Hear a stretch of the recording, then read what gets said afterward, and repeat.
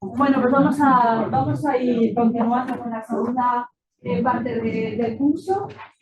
Entonces, a continuación, el doctor Justo Ortega, oncólogo médico, que como ha dicho, trabajaba aquí con nosotros y ahora trabaja en el Hospital Ramón y Cajal, nos va a hablar de los últimos avances en GIST. Bueno, para seguir un poco con el programa del curso, vamos a hablar un poquillo de algunas cosillas nuevas y repasar cosas que ya sabíamos en el tumor del esternón gastrointestinal. Voy a ir un poquillo rápido porque hay bastantes cosas y no quiero dejarme mucho. El GIST, desde el punto de vista epidemiológico, es el tumor mesenquimal más frecuente, más o menos. Es el 1 o el 3% de los tumores del tracto gastrointestinal. Hay un porcentaje muy bajo dentro del 100% que se denominan GIST pediátricos. La edad media de aparición es entre 65 y 69 años. Vemos que más o menos en casuística es 1,24 por cada 100.000 habitantes. Desde el punto de vista de la patogenia, la gran mayoría, como en casi todos los tumores, a ver si esto me deja, bueno, son esporádicos y luego tenemos un pequeño porcentaje que está asociado a alteraciones genéticas hereditarias generalmente, como el neurofibromatosis tipo 1, síndrome de Carney-Strattakis, o tenemos incluso GIST familiar. Desde el punto de vista de las localizaciones, tenemos que la mitad o un poco más, dependiendo de la serie donde lo miremos, son de localización gástrica, más o menos un tercio son de localización intestino delgado, y una minoría entre 5 y 15% colorectal, menos de 5% esofágicos, e incluso hay casos distintos extraintestinales.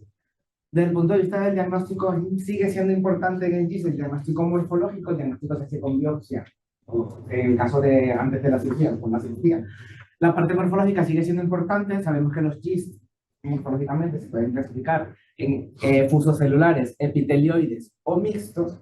¿Y por qué estoy diciendo esto? Porque sabemos a día de hoy que en general se puede cumplir que morfológicamente los GIST siguen un patrón o expresan un patrón fenotípico dependiendo de su genotipo y esto se repite en el tiempo. De hecho, en Alemania se está empezando a entrenar inteligencia artificial, deep learning, con láminas con cortes histológicos donde se repiten patrones. Vemos que sobre todo los GIST con mutación en KIT son fusocelulares, a ver si esto, fusocelulares, como este son 9 igual, y luego vemos que los GIST con mutación en PDGFR alfa suelen ser más epitelioides, ¿no? Más redonditas las células.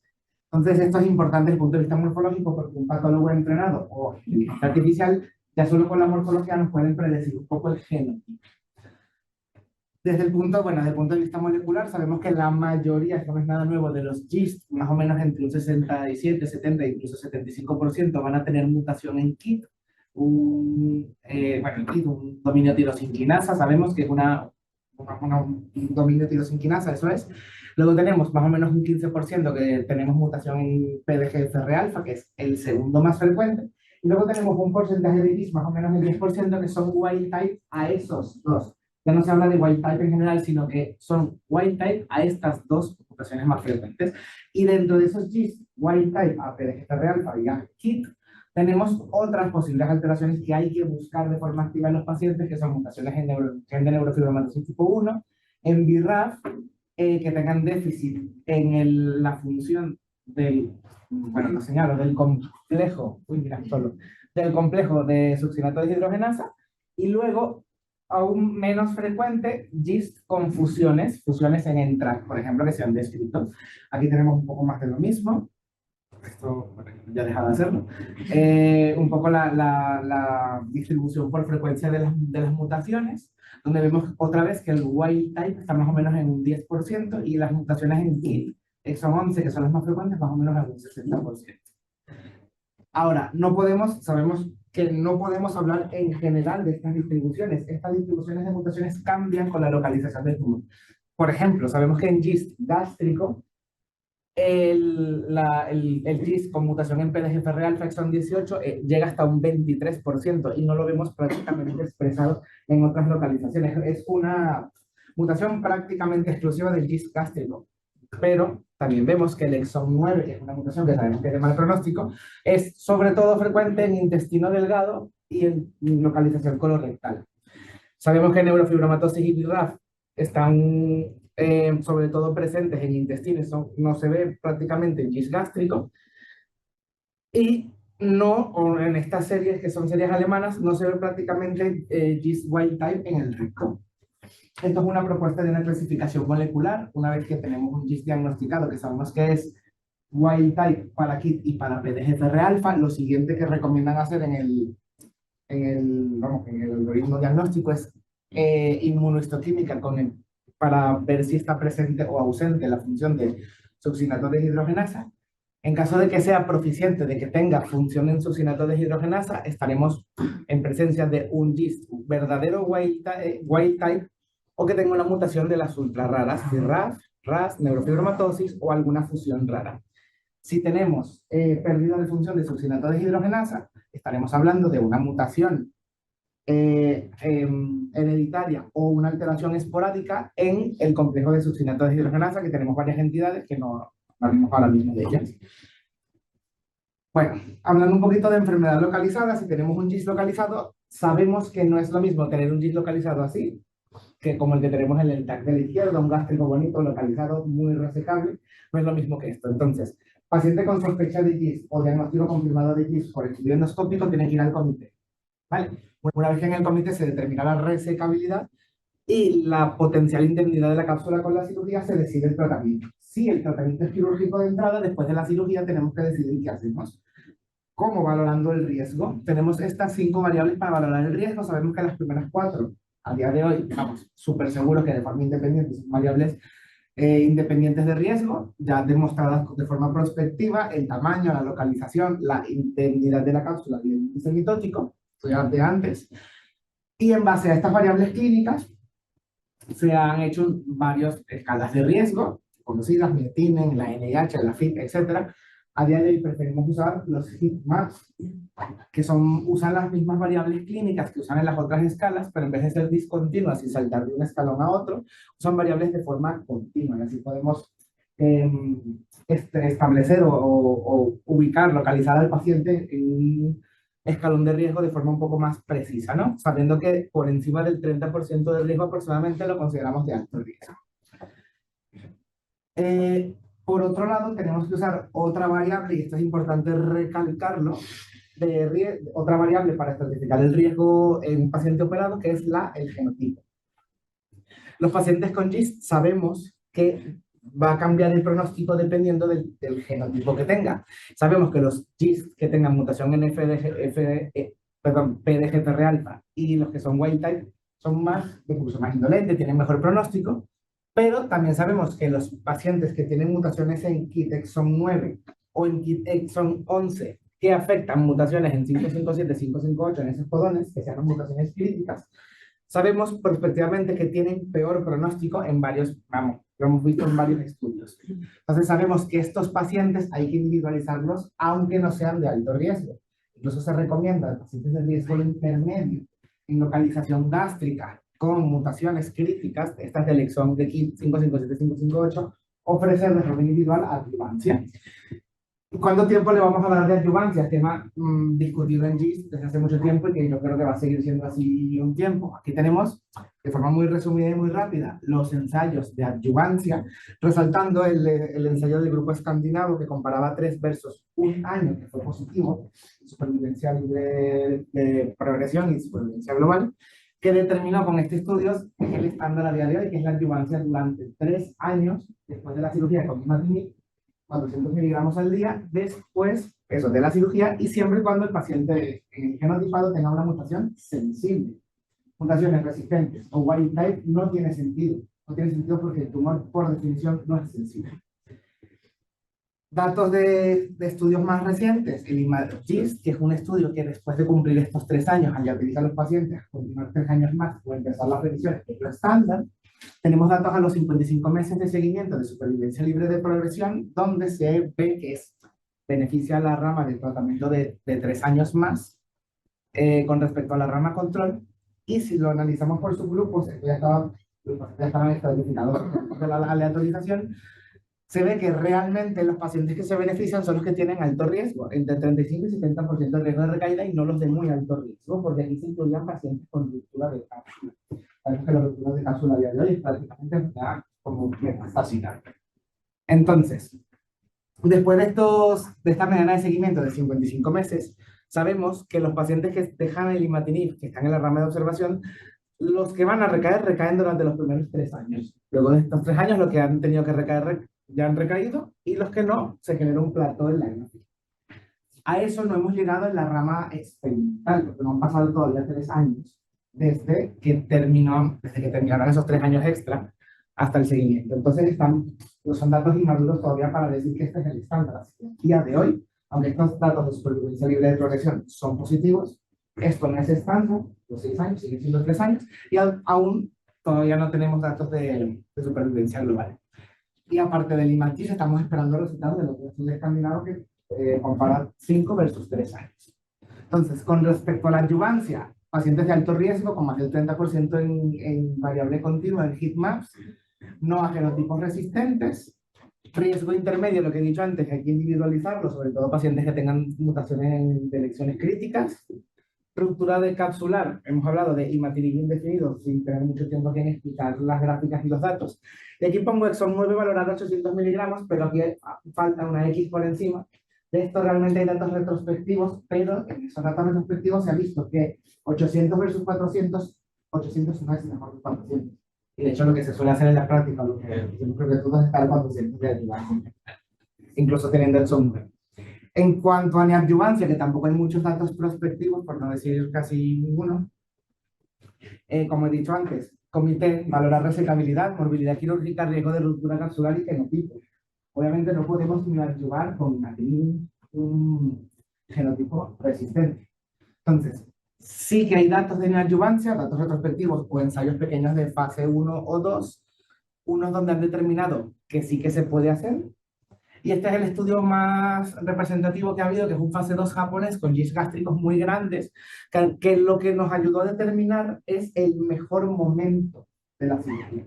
Imaginen cuándo fue la mejor respuesta, y sabemos que entre 6 y 9 meses se alcanza la mejor respuesta que podemos obtener. Entonces se recomienda que si vamos a dar neoadyuvancia o tratamiento de inducción para volver resecable, darla entre 6 y 9 meses y no más de 12 meses, que es cuando empiezan a aparecer las resistencias secundarias.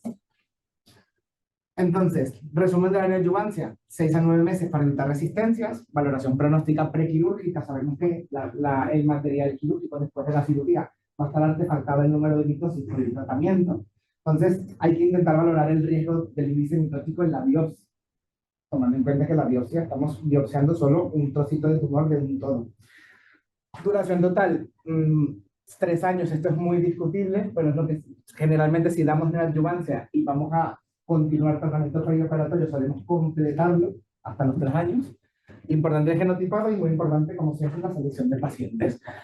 En el ESMO de Lugano de sarcoma se comunicaron los datos del NeoGIS, que es un estudio retrospectivo de 90 pacientes para ver o buscar variables clínicas de riesgo en pacientes que han recibido, imatinib adyuvante, se han operado y han seguido.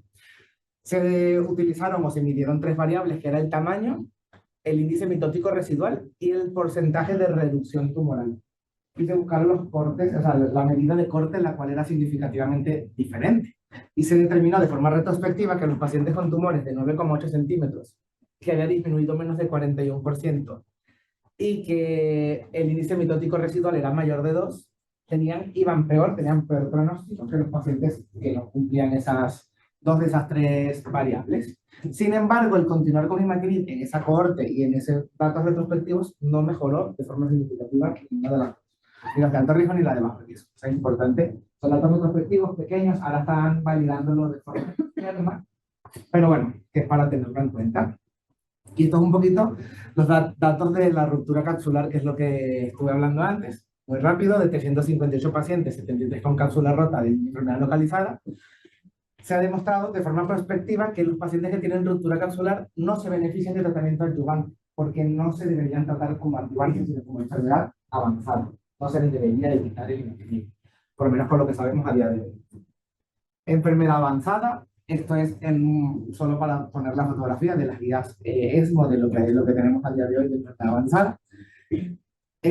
Sabemos que la primera línea de pacientes con GIST avanzado con mutación sensible, imatinib 400 miligramos, excepto exon 9, que en ese caso es 800 miligramos, son, según el MetaGIST, que es un metaanálisis de múltiples ensayos de dosis de GIST, de imatinib, sabemos que el único grupo que se beneficia y de forma relativa de dosis altas de imatinib de entrada son los pacientes con mutación en exon 9. Y luego, esto me parece interesante traerlo, esto es un estudio del grupo francés Prospectivo Fase 3 Nacional, multicéntrico, que lo que estudiaba era si imatinib para siempre o si se podía interrumpir o hacer descansos largos. Los pacientes se randomizaron en 3 oportunidades al año del tratamiento, a los 3 años y a los 5 años. Tenemos los datos de los que se randomizaron a los 3 años, tomando en cuenta que estos pacientes vienen de aquí de un año, que al continuar se pudieron aquí randomizar a interrupción y luego igualmente pudieron en la rama de 5 años seguir o interrumpir. De esto que obtenemos, tanto en supervivencia libre de progresión como en supervivencia global, interrumpir imatinib es peor que mantenerlo. Se recomienda mantener imatinib para mejorar la supervivencia global y supervivencia libre de progresión. Y también hemos visto, así un poco inesperado, que el tiempo para aparición de resistencias igualmente es menor cuando lo mantenemos de forma indefinida. Sin embargo, todos los pacientes que se interrumpieron, que progresaron y que se reintrodujo el imatinib tuvieron respuesta. Esto es un poco el diagrama que ya creo que hemos visto un poco todos de varios de los inhibidores tirosinquinasa que se utilizan como tratamiento del gen de la proteína de membrana KIT y de las mutaciones de resistencia. Sabemos que puede haber, sobre todo, esto es así muy general, mutaciones de resistencia, exon 13, 14, 17 y 18, que son como las más clásicas, ¿no? 13, 14 en el bolsillo de unión del ATP y 17, 18 en el loop de activación. Y vemos un poco la actividad de diferentes TKIs, que es más o menos heterogénea, o sea que no hay ningún TKI perfecto que ataque un poco todas las posibles mutaciones de resistencia secundaria más frecuentes.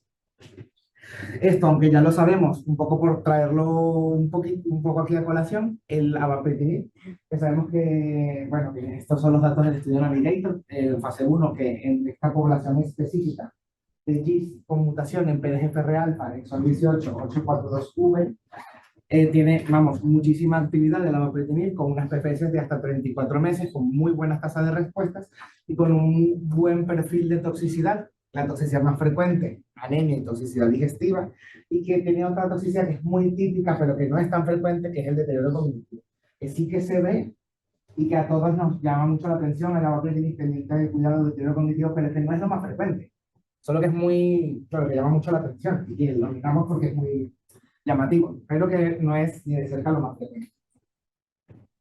Aquí tenemos un poco resumido en los últimos, estos no son los estudios pivotales que les dieron aprobación, sino que son los estudios como que los más recientes de datos actualizados de supervivencia libre de progresión. Vemos más o menos todo lo que puede vivir un paciente con todo lo que tenemos ahora disponible para el tratamiento del GIS en enfermedad avanzada: 20 meses con imatinib, 8,3 meses SUNI, 5,5 rego y 6,3 el ripretinib en cuarta línea.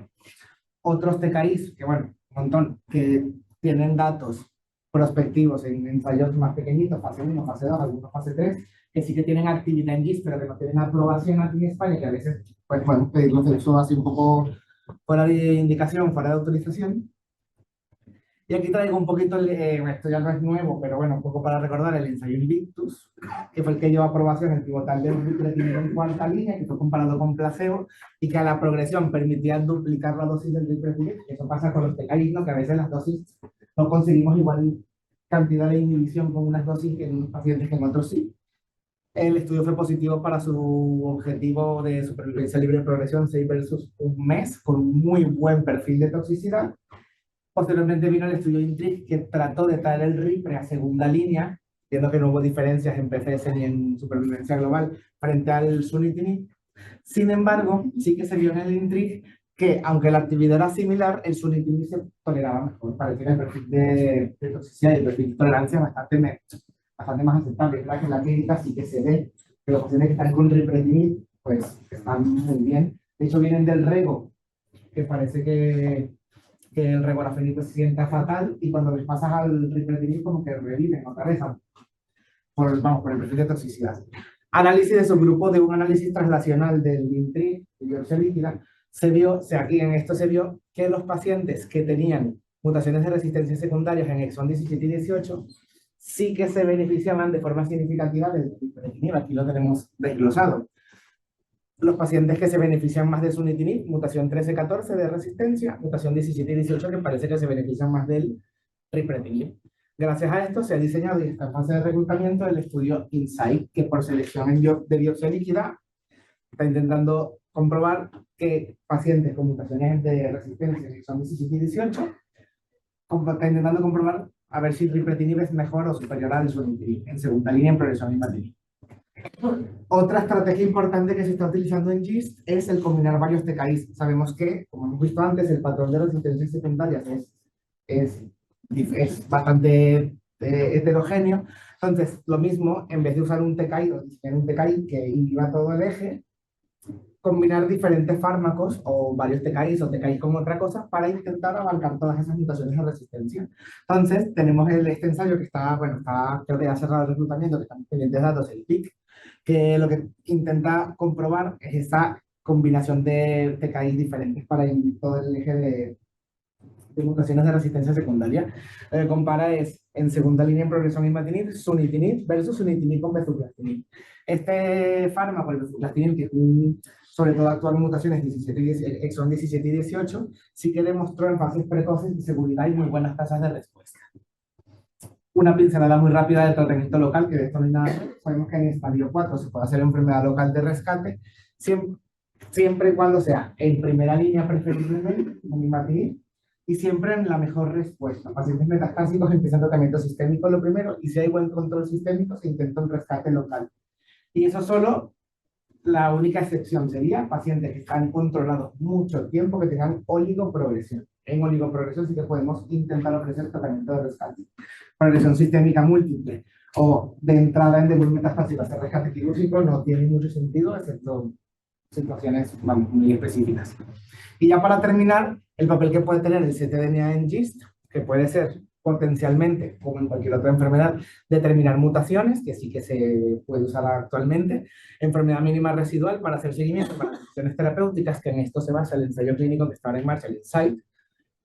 Pero tenemos la desventaja en el GIST, y eso es lo difícil de la biopsia líquida en GIST, que es un tumor que sabemos que tiene un shedding de ctDNA, o sea, lo que él arroja de ctDNA a la sangre es muy bajo, las unidades son muy bajas, entonces esto hace que sea muy difícil detectarlo en enfermedad localizada. Y en enfermedad metastásica el problema que tenemos es que es muy heterogéneo. Entonces lo que encontramos, que ya es difícil, con baja frecuencia alética, no sabemos normalmente si es lo dominante. Ese es el reto que tenemos en GIST, que hay que estudiar más lo del shedding tumoral. Y bueno, ya para terminar, las conclusiones muy generales, porque esto es interminable. Los TKIs actuales no inhiben el espectro completo de mutaciones primarias y secundarias en el gen KIT. Fundamental el genotipado para elegir el mejor tratamiento en cualquiera de los escenarios, localizado, metastásico o localmente avanzado. El futuro puede que sea el tratamiento combinado o el bloqueo de vías alternativas, y que sería importante desarrollar o buscar o investigar más en estrategias de ctDNA para correcta elección del tratamiento con el objetivo de superar la heterogeneidad de mutaciones de KIT y PDGFR. Y ya está, ya todo. Muchas gracias. Pues muchas gracias justo por la excelente revisión. No sé si hay alguna pregunta en el chat o en la audiencia. Yo te quería preguntar justo, por ejemplo, para el GIST con mutación de KIT exon 9 y un riesgo intermedio, ¿tú eso lo ayudarías? Vale, bueno, lo estuve comentando un poco antes, riesgo intermedio, que siempre hay que individualizarlo. Sabemos y que no me estás preguntando esto, pero por dejarlo aquí, exon 11 de lesiones críticas, 557 y 558, sí, en localización gástrica.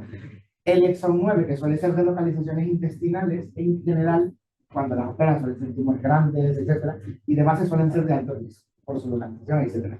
Pero yo, un exon 9, si es de riesgo intermedio después de la cirugía y todo esto, yo sí que valoraría, aunque no es indicado, yo sí que valoraría ayudarle, darle ayuda. ¿Y tienes alguna experiencia, por ejemplo, decías que con ruptura capsular, efectivamente, bueno, porque existe un altísimo riesgo de que esté diseminado? ¿Existen datos del uso del ctDNA, por ejemplo, en este contexto? O sea, ¿se sabe el porcentaje de pacientes en este contexto que tienen ctDNA positivo, o te parece útil o lo has utilizado alguna vez para hacer seguimiento? Vale, yo usarlo no lo he usado, yo no lo he usado, si fuera que datos de ctDNA así prospectivos grandes, bonitos, no hay mucho. Sí que hay no me acuerdo si es un póster, sí que hay tantos, de PDGFR alfa metastásico, son 18, que después de hacer respuesta completa a la vapritinib, haciendo biopsia líquida antes y después, sí que sabemos que los pacientes que tenían la biopsia líquida negativa, que esa detección era negativa, antes del tratamiento sistémico, tenían unas PFS mucho más largas que los pacientes que al diagnóstico tenían este ctDNA positivo antes de empezar el tratamiento, ¿no? Que suena lógico, pero que es verdad que es el único nicho, ¿no? De GIST, que es lo que sí que se ha demostrado, ese papel en la biopsia líquida pronóstico, que es en los PDGFR alfa 842V. Fuera de eso, creo que no hay nada así demostrado en no sé, práctica clínica habitual.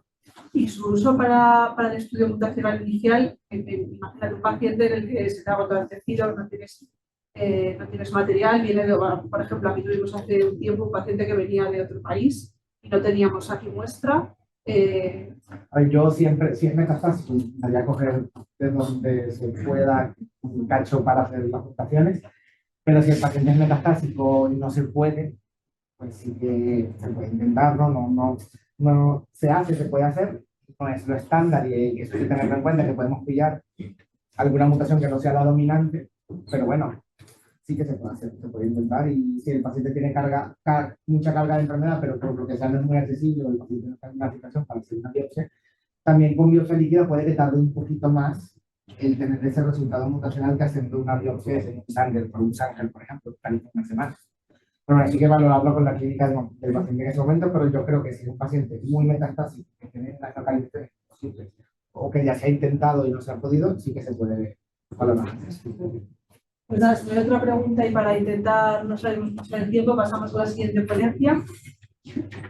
La siguiente ponencia nos la va a dar la doctora Elena Huertas, ella es también adjunta de oncología, se acaba de incorporar aquí a nuestro equipo, que es amiga desde hace mucho, por lo cual estamos muy contentos.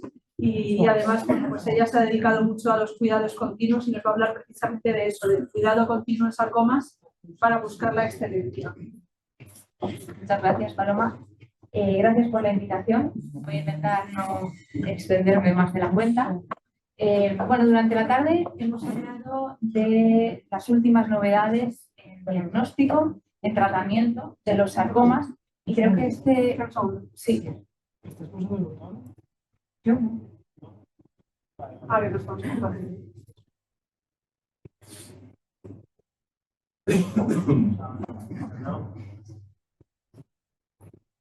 Mira si te pasa. Sí. ¿He sido yo? Sí. Vale. Sí, pasa. Gracias.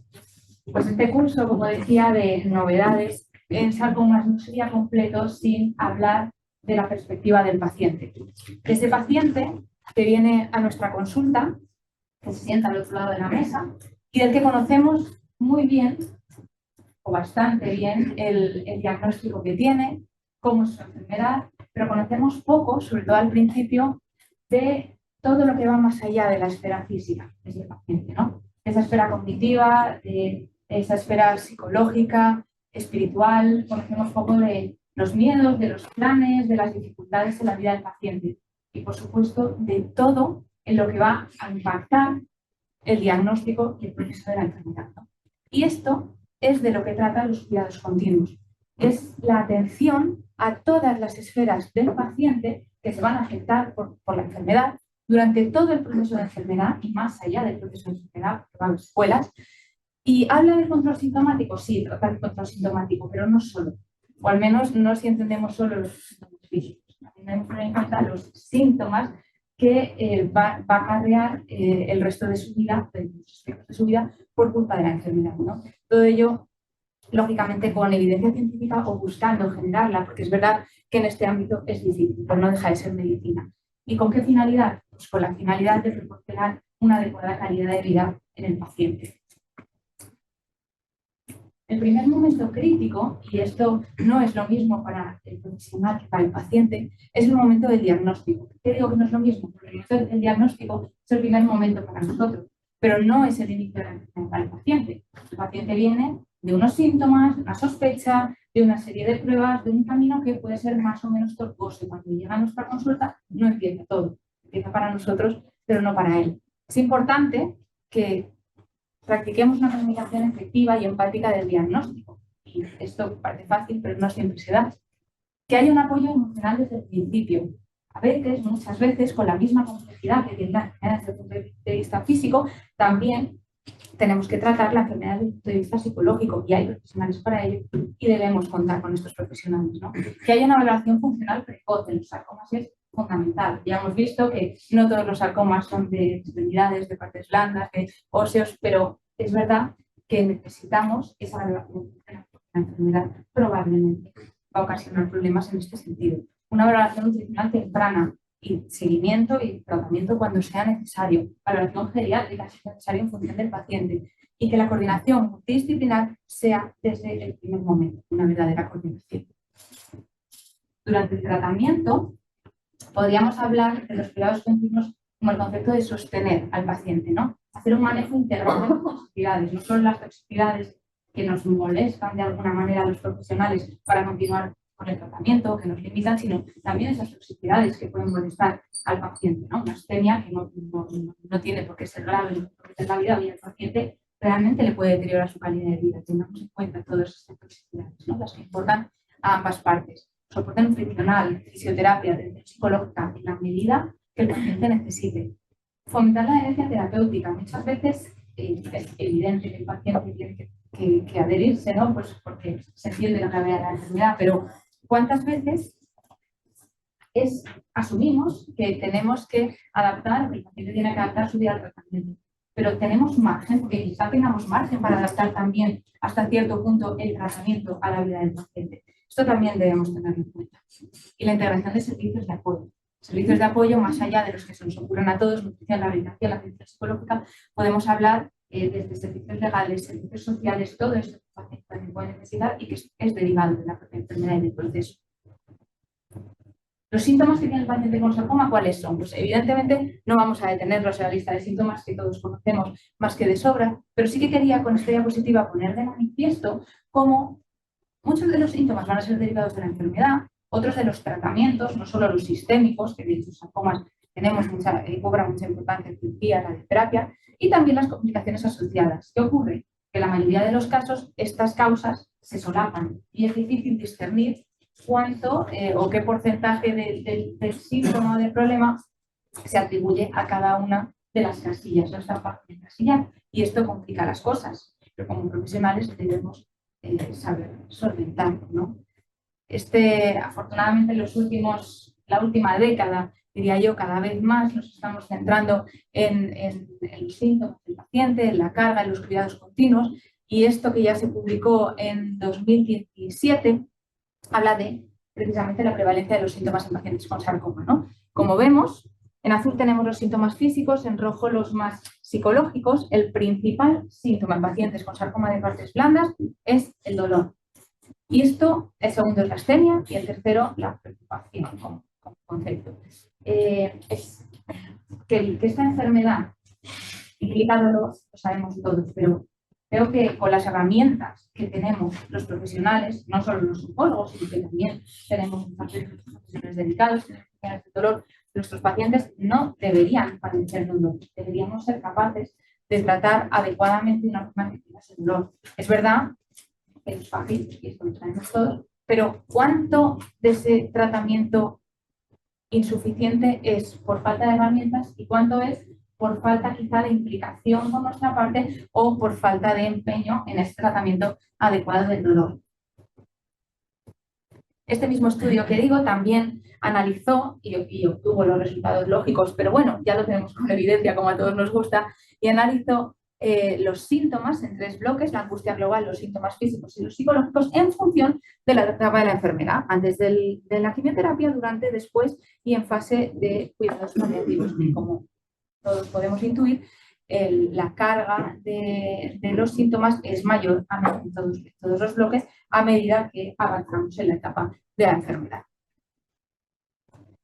Entonces, la estrategia de cuidados continuos que podemos planificar pues puede ser básicamente de 2 maneras, ¿no? Una estrategia reactiva, aquella en la que esperamos a que venga el síntoma, preguntamos al paciente o no le preguntamos y esperamos a que nos lo cuente, y entonces ya nos ponemos a planificar cómo lo abordamos. Pero también podemos optar por una estrategia proactiva con una planificación de la estrategia de soporte, que ya sabemos o ya podemos intuir más o menos por dónde van a ir los síntomas del paciente. Evidentemente luego hay que individualizar, pero si tenemos una planificación con objetivos a corto plazo, a largo plazo y por supuesto con una reevaluación frecuente y con la implicación de los profesionales que sean precisos, es más probable que el control de síntomas sea más adecuado y más precoz.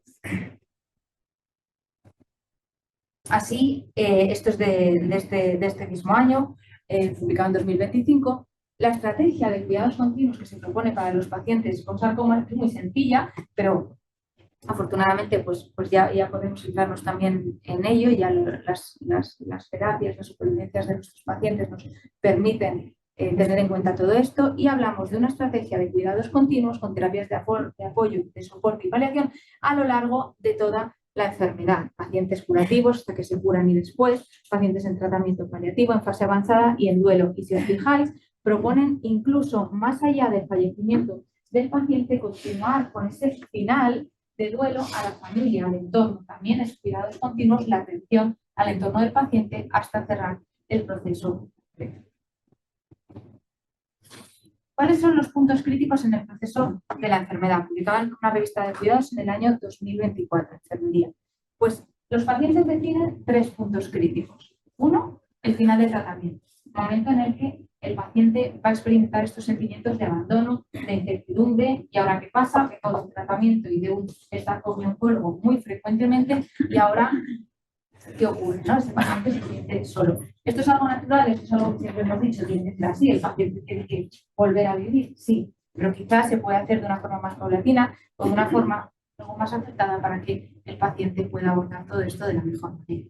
Durante el seguimiento, la ansiedad por las recurrencias, conocido por todos, sobre todo al principio, el primer año. Esta ansiedad a veces se da en picos, paciente que vive perfectamente hasta que llega el momento de esa revisión y entonces un pico de ansiedad. Completamente natural, no hay que hacer nada. Pero si la ansiedad es constante y se le impide al paciente volver a su vida habitual, pues quizás se requiera una intervención.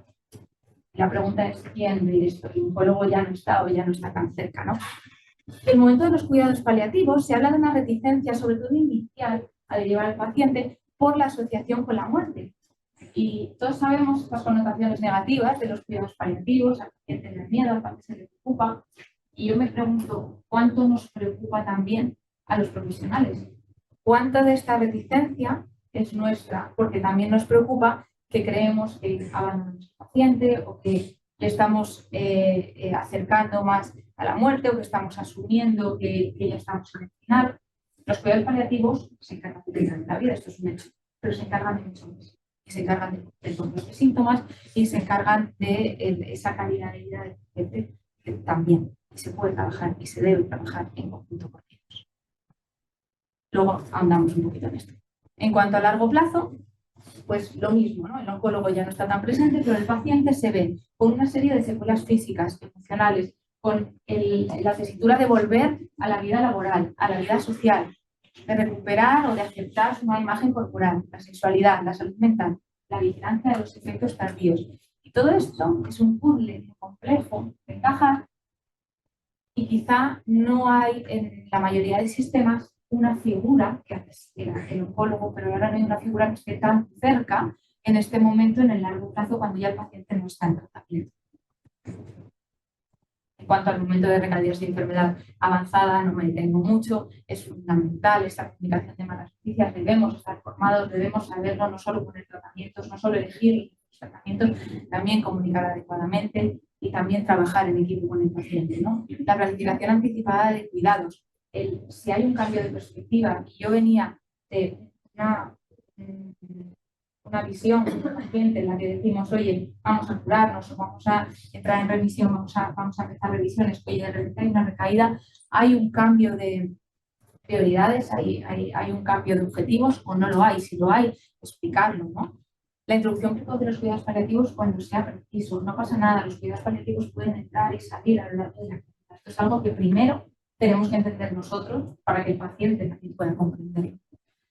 Y cuando la prioridad cambie, como decía, pues saber identificarlo y saber comunicarlo.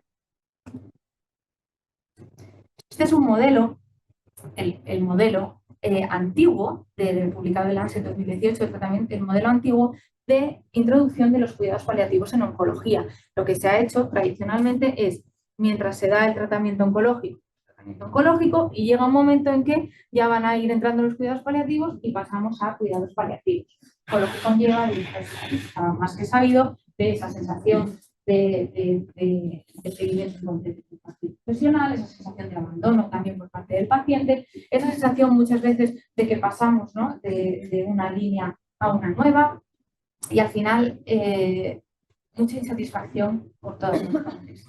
Sin embargo, el modelo de introducción precoz de los cuidados paliativos implica que entran progresivamente en función de lo que el paciente necesite. Ya digo, pueden entrar y pueden salir, ¿no? Hablamos principalmente de edad avanzada, pero no son. Y van cobrando protagonismo o van compartiendo protagonismo en función de las necesidades del paciente y de la etapa en la que se encuentre. Y esto de esta manera es mucho más paulatino, mucho más cómodo y siempre con una comunicación, una coordinación estrecha entre paliativos y oncología. Para que funcione tiene que ser así. ¿Qué dicen los pacientes? ¿Cuáles son las necesidades no cubiertas que dicen que tienen, ¿no? Esta es una revisión sistemática publicada ya en el año 2019 y los pacientes hablan de varios aspectos en los que no ven cubiertas sus necesidades. En cuanto a la vida diaria, hablan de que muchas veces no pueden hacer vida normal, no pueden funcionar, no pueden ir al supermercado como antes, no pueden incluso limpiar la casa y esto les limita mucho, ¿no? Necesidades financieras, dependiendo mucho también del sistema sanitario y del país en el que se trate, ¿no? Se habla también de falta de información, pacientes que dicen no entiendo qué está pasando, no sé lo que va a pasar, no sé lo que esperar y encuentro esa falta de comunicación, ¿no? La necesidad de una comunidad. Esto muchas veces lo tenemos poco en cuenta, es algo que sobre todo en nuestro país el paciente pues ya busca por sus medios, pero muchas veces los pacientes, sobre todo cuando hablamos de pacientes jóvenes, sarcomas, necesitan situaciones similares, necesitan personas que estén pasando por lo mismo o por situaciones semejantes, pues para poder compartir, para poder entender y para poder rodearse de, y esto muchas veces pues eso, ¿no? Parece que lo tiene que buscar por su cuenta y podríamos facilitarlo desde el sistema, ¿no? Y la última es el propio tránsito por el sistema de salud. Los pacientes muchas veces dicen que no entienden, que no encuentran, que les resulta complicado en conseguir las citas. Es decir, muchas veces el sistema no está preparado para acoger y acompañar adecuadamente al paciente. Y el paciente en ese sentido pues se nota desamparado. En función de la edad, también encontramos evidentemente que el impacto va a ser distinto. Pacientes jóvenes, pacientes menores de 40 años, lo que más acusan es el desarrollo vital interrumpido. Les preocupa su carrera profesional, las relaciones de pareja, maternidad, paternidad, la independencia económica y la pérdida de la identidad. Pacientes de edad media, 40-64 años, les preocupa sobre todo carga familiar y laboral, hablan de cuidado de hijos o cuidado de personas mayores, de dificultad para reincorporarse al trabajo, del impacto financiero que esto conlleva, de la falta de opciones para la jubilación anticipada, de nuevo dependiendo, esto se hizo en Reino Unido. Y en pacientes mayores de 65 años, que no son ancianos, pero sobre todo acusan las consecuencias físicas, recuperaciones postquirúrgicas, la movilidad, la fragilidad física. Y en el caso de estos pacientes, en las entrevistas, la mayoría de ellos lo que hablaban es, agradecían, ¿no? Hablaban de una gratitud por los años vividos, pero evidentemente había un impacto importantísimo. Entonces, ¿quién se encarga de todo esto, ¿no? Ya sabemos que los cuidados continuos son importantísimos, que el paciente está en el centro, que somos muchos profesionales, pero al final, ¿quién es el encargado de proporcionar estos cuidados continuos? Pues evidentemente tiene que ser multidisciplinar. Esto requiere profesionales, requiere expertos que sepan lo que hacen en cada ámbito, pero para que realmente sean cuidados continuos como es debido, debe ser en equipo, de manera coordinada y con un objetivo común. Debemos trabajar juntos. No vale, te derivo al compañero y el compañero que haga y luego vuelves aquí y cada uno va haciendo. Eso no es un trabajo coordinado y eso al final no le va a proporcionar al paciente la calidad que verdaderamente necesita. Hace muchos años ya que se habla del tratamiento disciplinar en los sarcomas, pero sobre todo referido a lo que es la participación de las diferentes especialidades que conocemos todos, que son cirugía, radioterapia, radiología, oncología médica, pero en los En la última década se habla sobre todo de una estructura multidisciplinar, que incluya todas las disciplinas que van más allá de eso, ¿no? De las que hablábamos. Que lo vemos aquí, estos son los requisitos ECO de excelencia para los sarcomas, publicados ya hace unos años. Esto es solo el índice, pero quería traer, como ya se pone de manifiesto, esa importancia de las disciplinas. Hablan de las core, que todos conocemos, y luego las disciplinas expandidas, la expansión, que incluyen oncología geriátrica, que incluyen psico-oncología, que incluyen cuidados paliativos, que incluyen fisioterapia, rehabilitación y unidades supervivientes. Y como otros requisitos esenciales, hablan de que el paciente esté involucrado, que tenga acceso a la información y que haya una transparencia. Y esto, aunque a todos nos parece lógico, es que ya está incluso contemplado, ¿no? Si queremos verdaderamente hacerlo bien. Por tanto, yo sacaría aquí 4 claves para la excelencia del tratamiento global del paciente con sarcoma, más allá de la parte técnica, evidentemente, y es una atención personalizada e integral, que haya una coordinación real entre distintos niveles asistenciales, que haya un equipo multidisciplinar formado académicamente, que funcione y que se incorpore la experiencia del paciente, totalmente necesario. Como conclusiones, los cuidados continuos son una parte esencial para lograr la excelencia en sarcomas, marcan una diferencia tangible y requieren visión a largo plazo, formación y humanidad. Más información, ya tenemos afortunadamente en todas las sociedades científicas ese manual de cuidados continuos incluido y nada más. Muchísimas gracias, Elena. No sé si hay alguna pregunta para Elena. A ver, tenemos algo. Nada, muchas gracias también. Nos despedimos. Bueno, yo, Elena, te quería hacer una pregunta. O sea, yo creo que todos hemos tenido pacientes con sarcoma con dolores muy complejos, ¿no? Yo recuerdo así casos recientes, pues por ejemplo, un señor con un rhabdo glúteo con una operación complicada. También tuve un chico muy joven con un EWI muy localmente avanzado en la pierna, que se hizo una operación muy compleja y que luego quedó con un dolor neuropático muy importante, con dolores irruptivos. ¿Cómo es la mejor manera, qué te parece a ti la mejor manera de abordar este tipo de dolores complejos? Bueno, yo creo que es fundamental, más allá, lógicamente, primero pasamos por lo que nosotros sabemos, la parte farmacológica, primer, segundo, tercer escalón. Antes de esto, siempre evaluar bien el dolor, que a veces se nos olvida, y es que esto es importantísimo. ¿Cuánto te duele? Venga, dame una dieta. Venga, pues te pongo. No. Oye, si es un dolor complejo, evaluarlo bien, mira a ver qué realmente le pasa. Y que no nos olvidemos de que precisamente de cada semana de multidisciplinar tenemos múltiples disciplinas para tratar el dolor. Y entonces, si lo farmacológico creemos que es lo más adecuado, lo hemos inventado y no funciona, vayamos y comuniquemos con otros especialistas. Hay algunos hospitales, otros que no, que tienen comisión de atención al dolor y comités de dolor. Y igual que estamos acostumbradísimos a presentar casos complejos en los comités de lo que sea, oye, en un comité de dolor también se puede hablar de casos complejos y se puede dar la visión y las opciones terapéuticas de otros especialistas, incluyendo opciones intervencionistas, que también las hay. Entonces, evaluación del dolor y multidisciplinar.